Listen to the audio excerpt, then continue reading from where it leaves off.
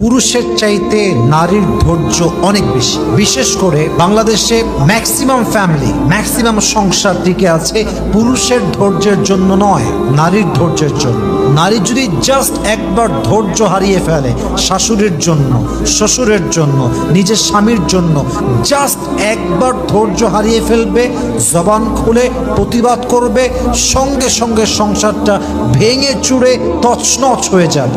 নারী জাস্ট তার ধৈর্যের পরিচয় দিয়ে হাজার গালি খেয়ে, হাজার জুলুমের শিকার হয়ে, হাজার হাজার অধিকারকে মাটির নিচে চাপা দিয়ে নারী জাস্ট সবরের শক্তি নিয়ে বেঁচে আছে বিধায় সংসারটা টিকে আছে। নারী যদি একবার ধৈর্য হারিয়ে দেয় সংসারটা ভেঙে চুরে চূর্ণ বিচূর্ণ হয়ে যাবে, ঠিক কিনা বলে? অতএব সেই নারী, যেই নারী আল্লাহর দিকে তাকিয়ে ধৈর্য ধারণ করে, আল্লাহর দিকে তাকিয়ে গালি সহ্য করে, আল্লাহর দিকে তাকিয়ে সমস্ত সিচুয়েশনকে ফেস করে, এই ধৈর্যশীল নারীকে পছন্দ করে একজন, তিনি কে?